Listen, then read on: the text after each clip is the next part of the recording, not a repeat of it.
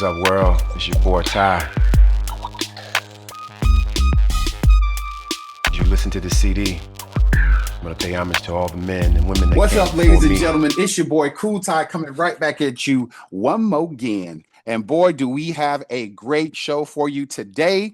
We have Dream Fury Comics in the building. Man, I've been waiting on this interview for a long time. So I recently got in Crescent City Monsters in the mail. I haven't been able to dive into it like I want to, but we have a very special guest. We have Mr. Newton. What's your last name again for me? Lilaviois. Lilaviois. I knew I was going to say that wrong. That's why I always double check. We have Mr. Newton Lilaviois with us, who is here representing Dream Fury Comics. Newton, Mr. Lilaviois, thank you for joining us, man, and I appreciate you spending this time with us. Yeah, thanks for having me on, man. I appreciate it. So, one of the things I like to do is bring out some things about indie companies that a lot of people may not know. So we're going to dive into it, man. Dream Fury have some really great titles. You guys have Akeisha, you guys have Crescent City Monsters. You are moving kind of more towards that horror side. What was the thing that drove you to create some horror comics?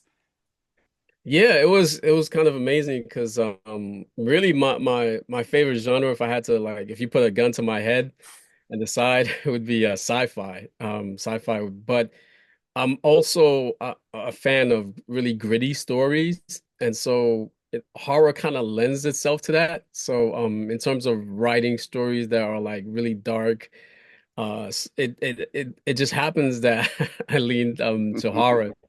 So yeah, my first book was a horror book, and which is Crescent City Monsters, and it's essentially a zombie story, and I wanted to create my version of a zombie story because I was a big fan of Robert Kirkman's Walking Dead, and I was like, after reading the book and hearing how he lied to his editor that it wasn't a zombie book, um, and and it turns out that it was. I was like kind of inspired. I was like, okay, let me create my own version of a zombie book, which incorporated more of that voodoo lore, because a lot of the zombie stories you see now are more like science-based with a virus and whatnot. So I just wanted to incorporate more of that magic and voodoo lore into it. It really so I wasn't really my second book wasn't going to be a horror, and so I posted this one image of Keisha, Demon Eater, right? I hadn't really fleshed out the story yet. It was just like in the back of my mind, and I was like, "Yo, this seems like a really interesting story. Maybe something I'll save for the future." And usually, when I get excited about a story, I reach out to an artist and ask them to do a commission. So, I asked Gian to do a Keisha Demon Eater image for me, and I just like posted on the website, this is Keisha Demony, a story I'm working on, right? I didn't finish writing the story. I didn't have an artist for it, nothing. But then people just went crazy. They're like, "Oh, who is this? When's this book coming out?" Da, da, da. And I was like, "Wow, I've never seen so much excitement about one character from just one image." And I guess the name too just kind of like intrigued because when I was coming up with the name, I was like, yeah, everybody's a demon slayer, but I need something unique. So I try to do things a little different, and I was like, you know what? I'm gonna make her a demon eater. And so and it works because when people walk by my table and see my banner and they see the Keisha Demon Eater banner, they're like, what? Man, Demon I remember that image came out, and I remember thinking, this is going to be the coolest take on a demon slayer that we probably have seen. I mean, just the drip of the blood in her stance, man, it was a great image, and I can see why. And I also think that Crescent City Monsters, you already had a good following, Crescent City Monsters. You already had a very good social media presence. So I think people were like really inclined to doing this, right? They were really inclined to follow you. How was your support with getting these projects off the ground from the community, whether it's Kickstarter or just the regular comic community? Yeah, so I have to really give a big shout out to my artist, Giancarlo Bernal. I think without him, I definitely my books would not have been as popular as it is now. The first thing that draws people to my books is his artwork, for sure. And then they read the story, then they're hooked. And between the artwork and the story, people are just like, okay, I want more. So I have to give Gian props first because it's always his artwork. Anybody new to my story, it's always his artwork that attracts everybody first. So, shout out to his incredible skills. I really lucked out with finding an amazing artist. So so gaining like followers and people like made that a little bit easier, right? Because people saw the artwork and they're like, oh, this is dope. I want to know more. So that made it easier. And then once people got a hold of what the story was about, then they're like, oh, okay, yeah, yeah, this is something I could get into. And it's for Crescent City Monsters because it's very layered. And the story, goes, there's a lot of subplots. So explaining Crescent City Monsters, the pitch kind of took me a while to develop. So to the point where people are like, oh, okay, yeah, this sounds like a really good, interesting story because there's the story, like I said, the story's so layered that I could describe it in a few different ways. But the pitch that I finally came up with kind of like int really had people excited, Yeah. especially Comic Cons. Yeah, I can tell you, man. I personally, if you listen to any of my other videos, I always tell people how I like to follow the writer. And I can tell you, man, this story has substance, and I think that's the one thing that I think people have come to know those titles with is substance. And we haven't even gotten into a Shatter yet. Did I say it right? Yeah, Shattered Visions. Yeah, yeah. Right. So, but those two, I think the substance of that story and the meat of that story is so good. People can't ignore it, man. It really does drive that book. How much time did you put into the story? Was this like a story you had an idea with? And I'm a writer too, and sometimes also a songwriter, and I can flesh things out in 2 hours, right? And then there are certain times where it takes me months, 6 months, 7 months, a year to flesh some things. I remember having a song in my head, and I couldn't get the song out of my head, but I couldn't write the song. But a year or so later down the line, I listened to a producer sent me some music. Shout out to Kareem down in Jacksonville, Florida. He sent me some music, and I knew exactly what lyrics were going with that song. Do you have that? Does it take you long, short time? What's your process Yeah. for writing? It- well, I just recently finished a story and that didn't really take long.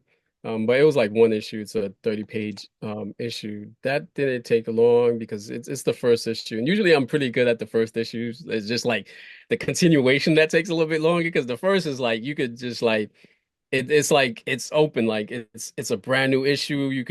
The story's open, you could go anywhere. But the more issues you write, the more constraints you have because now you have to make sure that like it follows the feel and the storyline.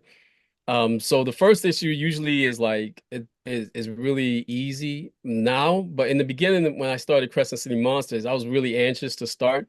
So I had like the basic idea for the story, but I didn't really have like the details in my mind. And at that time I was really anxious to start because I was like, I want to do this story. I want to do this comic book. And a lot of people, when you listen to them, they're like, okay, make sure that before you start that you have, an outline and the story at least written down.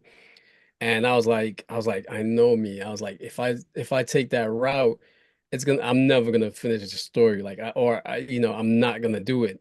So I was like, okay, I'm just gonna, write the story like 3 to 5 pages at a time. So I was literally writing the page like I would said like 3 to 5 pages of script to Gian, and then he would draw them, and then I'd be like, okay, so what comes next? You Yeah, but it's working for you, right? Yeah, luckily it worked out. And it's funny too because I just did some social media videos on TikTok about like a recap of the first issue. Yeah, I saw that. And as I'm doing the recap, I was like, man, I could see as a writer, I could see like that I was really just winging it because I was just like was just like, I was like really winging it, but it luckily it turned out like into something that people were really interested in Yeah. because what I was doing was really, I was really feeling the story. You know how you have like a jazz player, right? They're just kind of like improvising some of the notes and going with what they feel with the Hmm. story. That's basically what I was doing when I was writing the story. I felt like I was a jazz player just improvising on the Yeah. notes. You know, You and I was Dizzy and in Miles and Charlie Parker up there. yeah, and I think the thing too is like with me, I've absorbed so many things like on TVs and movies that I've been able to see patterns like not really thought about them, but just kind of absorb the patterns of what I see and I read. So I was kind of able to replicate that in the book, and I was able to feel like when what direction the story could take and how long I can like go without having action and make it just pure like talk because because the one thing I kind of like learned too is like there's only so much talking you could do in the book because I'm an action guy. Like I love movies Right, with right. Yeah, so me like too. I'm with you, man. and but at the same time I love movies with substance. So I was like, okay, there's definitely have that, but there's so much before people like so like inside of me, I could feel when like, okay, that's it. This is enough talking and world building. It's time for Right. some action now. So then I'll like throw in some action and be like, all right. And then I'd always try to do something different. But and like I said, like with the first issue of the book, I love it. But there's certain things that I realized like I paint myself into a corner that I was like, oh, I might have to Right, right. So um, that's great, man. So I hear you diving into this story and doing it non-traditional way. What is your background? Is your background in writing or something else? No, so like when I was younger, me and my brothers, we loved comic books, and so we used to draw our own comic books. And when I was interested in drawing, I used to draw my own comic books, and I'd even sell it to classmates, and that was cool. But at the same time, that's when I started getting into computer programming too, because my dad had bought us a computer and I sat down and like opened like a computer programming book and like self-taught myself how to like computer program. Hmm. So I kind of geared towards that because there was an obvious path into becoming a computer programmer, Right. as opposed to a comic book person. Like, I didn't know like Yeah. if that was possible. That was Yeah. even a thing. And I had Haitian parents, and to tell Haitian parents that, oh yeah, I want to be a comic book creator. That's Yeah, it is, man, because when I was younger, I knew that I liked writing because when I was in elementary school in Daytona Beach, Florida, and in Ormond Beach, Florida, I won all the awards, man. I won a lot of writing awards. nice. And so as I got older, I realized the creativity never stopped. And then when I got to high and I started writing music, well, I was in a group and a friend, one of the guys in the group, his brother wrote me a rhyme, and it was from the Sugar Hill Gang. And Oh, I was okay. like, and I didn't realize it until years later, right? I never put it together. I was like, oh, he just wrote that verse from the Sugar Hill Gang. And then in high school, I sat at my mother's table and I said, okay, I'm gonna write a song today. And the juices flowed so smoothly. And that's when I started like really, really diving into the writing thing. So it was, once you get that bug and once you feel it, it keeps coming out. Like I also have, five more children's books, and I have some comic book stories that I'm working on getting published. And the juices just keep going. And there's always tons of music, man, tons of music that I could write. Yeah, Um, right. Because like even though I was studying computer programming, yeah, that's my major in college was computer information systems. mhm. Like creative writing was always in the background. Like I would like in high school, I took a creative writing class. I loved that class. Like just being able to write stories. I remember when I read Catcher in the Rye. For some reason that story was like so like captivating to me. Right. And I read it like in the 10th grade, and then I remember I took a creative writing class in the 12th grade, and I basically wrote like the black version to that To story. Catcher in the Rye. Okay. But it was a shorter version. It wasn't the whole book, but it was like a little short story we had to do for class, and um, it was kind of like the black version of that story. And the professor, when he read it, he was like, "Oh, this is a really good story. This reminds me of Catcher in the Rye." So are we gonna see that come to Dream Fury? That is that gonna be a one shot? Oh no, no, I don't even remember what the story was about. I'm a teacher, so I always tell my students when we're doing writing to have a journal for your writing all the way back in fifth and sixth grade, because what'll happen is you'll get to high school and you'll look back and you go, man, I can add some stuff to that to make that into a better story. Okay, so let's talk about Keisha Demon Eater. I'm sorry, let me go back.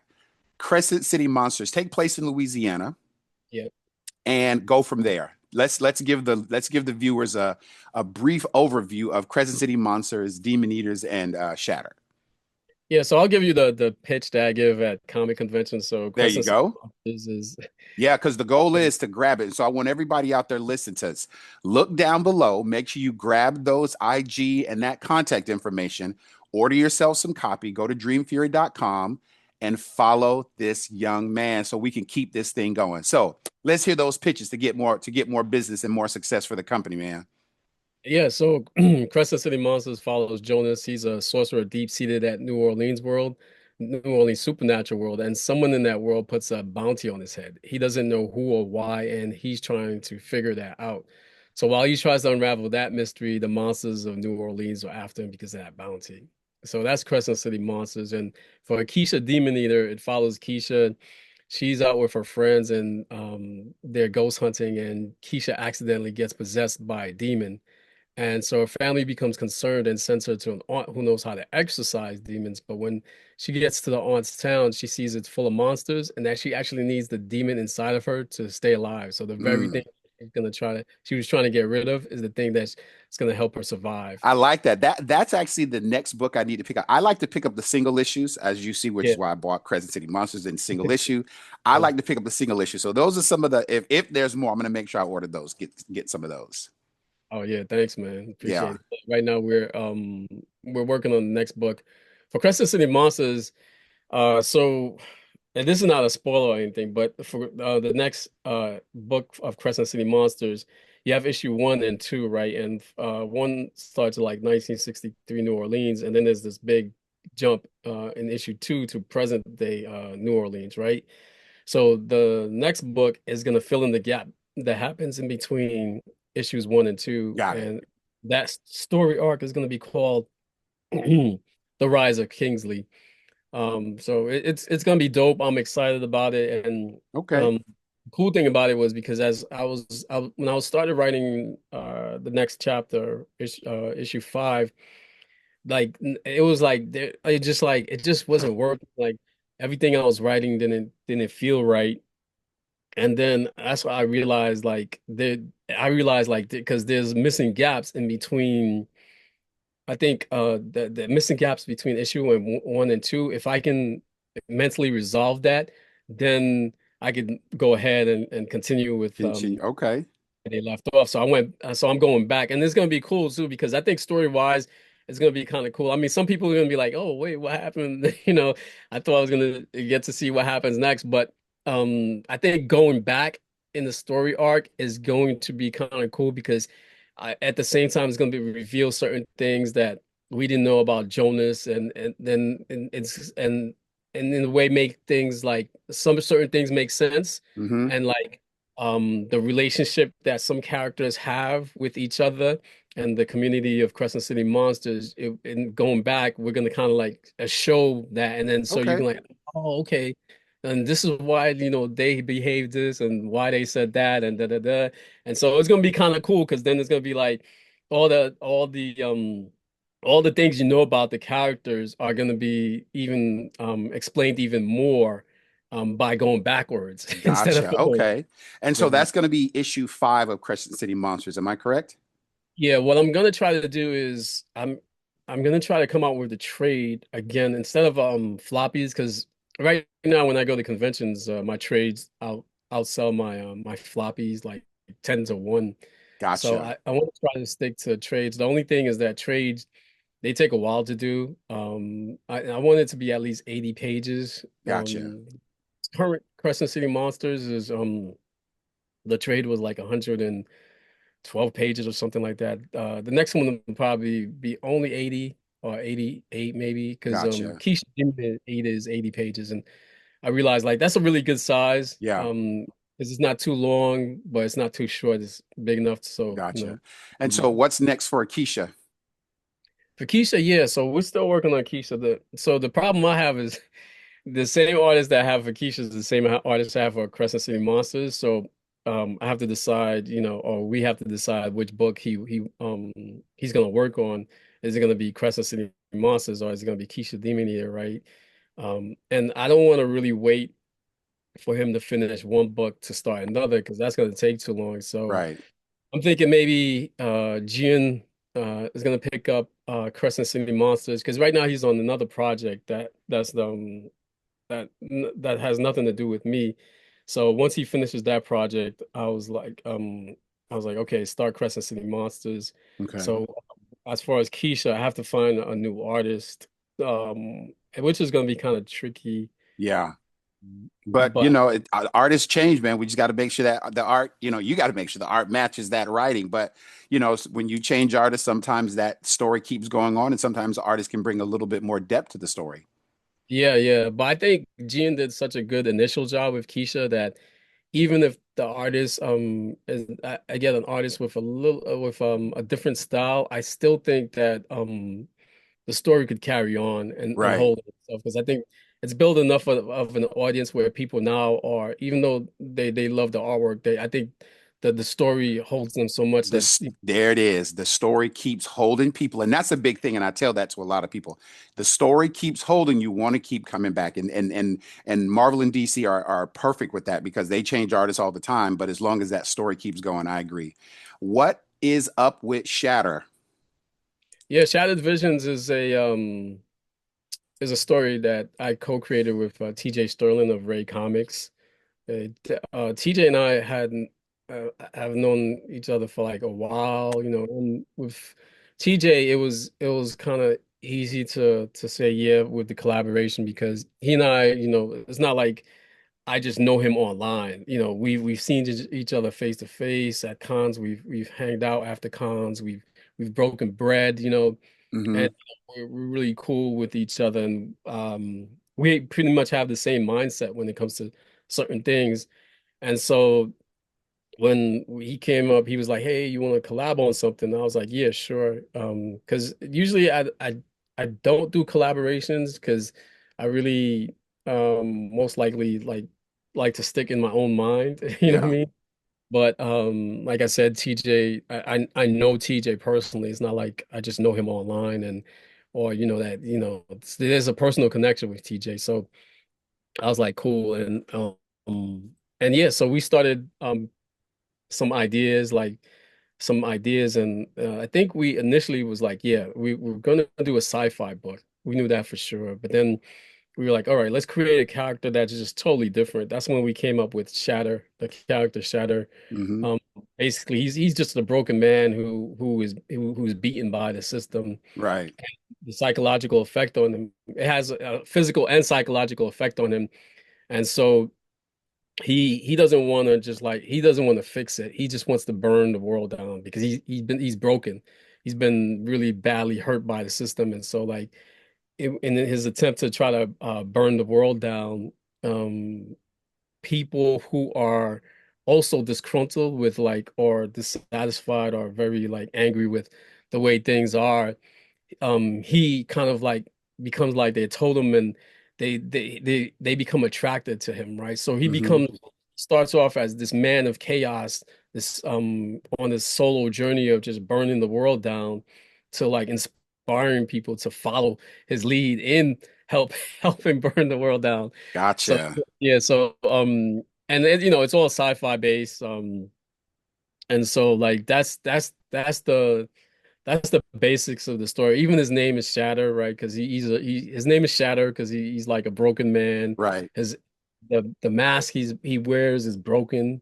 It's not like clean. When you see his cybernetic mask, it's not Hmm. clean cut. It's like jagged and it's broken. Right. And then like the weapon he has, I chose to do a mace because I was like, he's a really destructive guy, and I wanted one of those weapons that's up and personal. You know what Right. I mean? And like I thought a mace is like would be like a perfect weapon for this Yeah. guy. Yes. It Exactly. makes total sense. Yeah. Yeah, yeah. How further down the line are you guys going to take Shattered? Is there a certain number of issues you want to do? And I guess that's also for the other titles as well. Are you focusing on a certain number of issues, or when the story is done, it's done, then you move on, and then we'll go from there?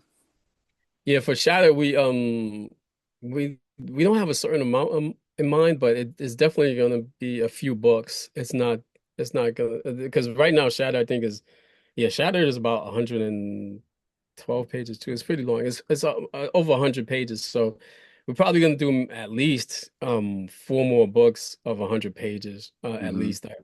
I'm picturing because we have a lot of story to tell for Shatter. So so that's with Shatter and with Keisha what I had planned on is something interesting. So it's gonna be books, right? So it's gonna be like she starts off as Keisha Demon Eater, right? But then she transforms into something else because there's more to her than just being a demon eater. So like that's like the first part of her life. You know what I mean? Right.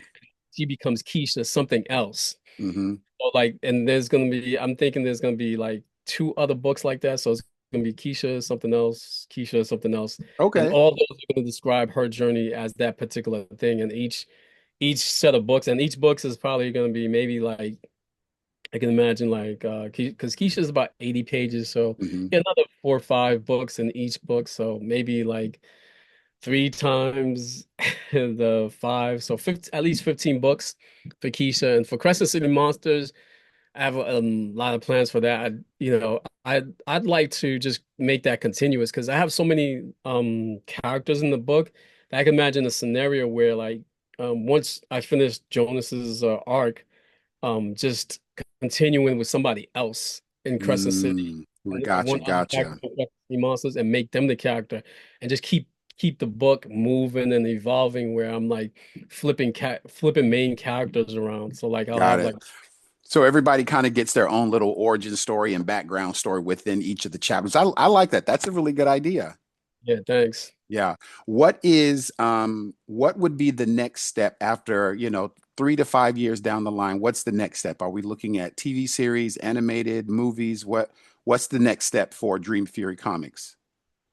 Yeah, it's interesting when people ask that question because you a lot of times most people don't really have the like the power to or like like they can't you can say oh yeah I want to make my IP into a movie or TV series, but that's really not up to you usually, right? Not unless you have this huge following and you could do it Right, on your own, right? right. I'm not there yet. I'm not there where I have this huge following that I could do it on my own. I wish I was, but I'm not there yet. But with that said, yeah, definitely there are people who right now who are pitching Keisha Demon Eater and Crescent City Monsters out as, animated series. So, cross your fingers, hope it happens. But these things take time. It's not like it's so from and I've and the funny thing is when Crescent City Monsters first came out, the first issue, somebody had approached me and was like, "Hey, we want to shop this around." And I was like, "Really?" I was like, "It's only one book." And they were like, "Well, in Hollywood, that's all you need." I was like, Like just "Really?" like Raising Dion, right? Yeah, yeah.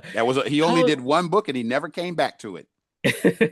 That's the thing, and the way they explain it to me is just as long you have the idea and you could pitch it to certain people, and package it all together, you're good. So when so that and but that didn't work out, and then I had another person approach me, but that didn't work out. So I know from experience that like even though if like somebody is pitching your stories now, it doesn't necessarily mean that it's gonna Right, happen, right. right? It's just like 10, you'd one be of 10 years down the line. exactly. So right now, with that said, it's being pitched right now. Hopefully, it does get picked up. I'm excited about the prospects. It seems like it's more likely that something's gonna happen with at least Right. one books. Right. Right. So like and I have a feeling that something's gonna happen. I'm not sure what, but something's gonna happen. Right. Right.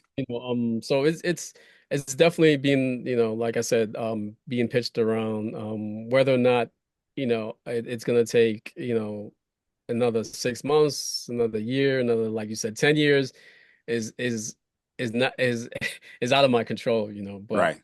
definitely But something that I'm interested in yeah, getting done. but the goal is to just keep pumping out good stories to the community. Yeah, that's my real goal because even as you're pitching, even like let's say I get like mm, someone to say, hey, you know what? We like your idea. We want to make it into a movie, right? That's going to take some time, right? They probably might give me some money, but not enough money for me to quit quit my job Right. and Right. live a life of luxury, I'd still have to work. Right. So I'd still have to be producing books. I couldn't like if somebody came to me and was like, hey, we're gonna make a movie out of Keisha Demon Eater and or animated series. I would still have to work. So my mindset is like right now, even if like a movie's coming out, my books is the main source of what I should be focusing on. And I think Gotcha. even if like your book isn't being made into movie, that should always be the focus. Like Right. unless like you came into this because some people do that. They come into making comic books with the intent to actually turn their IP into movies. But that's not why came into comic books. I came into comic books to actually create comic books for as long as I can. Right. So that's my main goal. So while even that happens and I try to focus on that because if I focus on like, okay, I'm gonna make these great stories and they're gonna become uh um TV shows or animations, and if it takes a long time or doesn't happen, that I'm that's like an expectation that's gonna really bring me down, you know what I mean? But if your mindset is like, I'm just here to make comic books, so even if your movies don't get made and you're successful at making comic books, you're still golden, you know what I mean? Your success is there. You're absolutely Yeah, right. exactly. That's a good plan, man. I like that.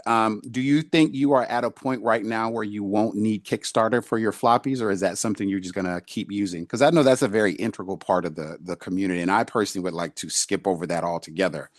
Um, but what how do you feel about that? Yeah, I was thinking about that. I was thinking about because I have another story that's coming out of kind of like left field. It's a slice of life story, Hmm. Consequential Love. Um, it's about a comic book artist who falls in love with a cosplayer while they try to save fandom from AI, right? Gotcha. That's And- cool. yeah, and it's gonna be 30 pages, and I was like really thinking like maybe I should just use the money that I have saved up to pay out of pocket.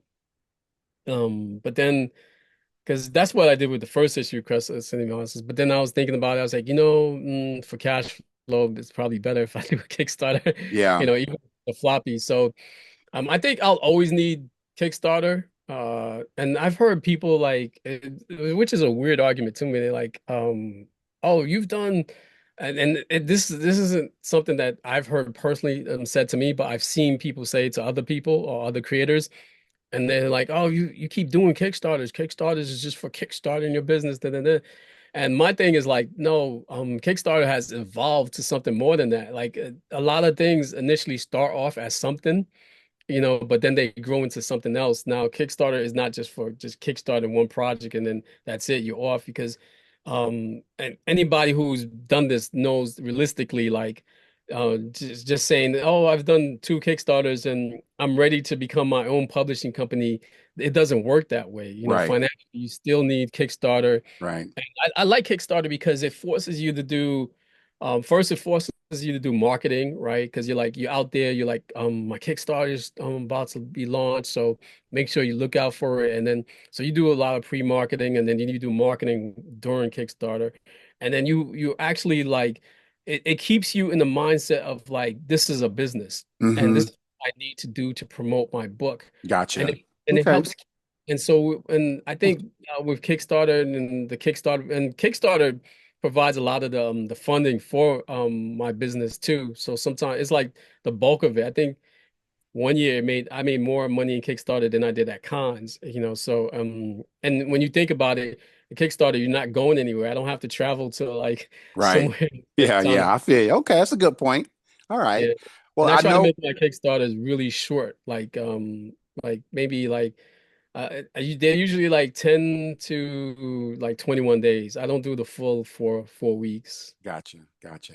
Well, listen, man, I know we're under a time constraint because I know you're very busy and you have a schedule, but I do want to thank you guys I want to thank you very much, Newton, for joining me, bringing Dream Fury Comics to the comic book hit list, so that way now all the listeners uh, who can now hopefully expand your reach far and wide to get more customers, get more people following you, and I really hope that's what we do. To those of you out there, I appreciate it. Please remember to like, share, and subscribe. Also, please remember to follow IG at Dream Fury Comics. The information will be down there, and you can click those. You can actually, not click them, but go in and follow him on IG and all his other platforms. And please remember, we want to support all of our indie artists because they're out making great content. So if you're upset and angry about other things, well, hey, here is a perfect, wonderful, viable solution for you is Dream Fury Comics, and they are putting out top-notch A1 comic products. So feel free to holler at my man Newton over on IG and tell him, hey, you're going to order some stuff because they're there. And they have a great sale going on now with Crescent City Monsters. So go ahead and grab yourself numbers 1 through 4 of those issues, and they're really beautiful. I have them. I just haven't gotten into reading them yet. Also, we know that it is almost time, November 2025. We're going to have to get ready to vote. And as you know, I'm going to remind everybody, please make sure you get out to vote. Please make sure you register in your particular state. Go to vote.org to make sure you know what your rules and regulations for your state and your area are, so we can all make sure that we have our voices heard. So again, Mr. Newton, Dream Fury Comics, thank you so much for joining us. I appreciate it wholeheartedly. Thank you for this time. All of you out there in the comic book community, thank you for joining us one more time for this wonderful interview. Thank you very much. And there'll be more interviews coming up. I recently went to a small con. I got a bunch of really cool books. I got a bunch of low-grade Mark Jeweler variants, and I cannot wait to show those to you guys. So with that note, ladies and gentlemen, thank you again for joining us. Again, please like, share, subscribe to Comic Book Hit List on YouTube and IG. Mr. Newton, thank you for joining us. Dream Fury Comics, much success, and have a nice Turn of the real. Thanks for having me on.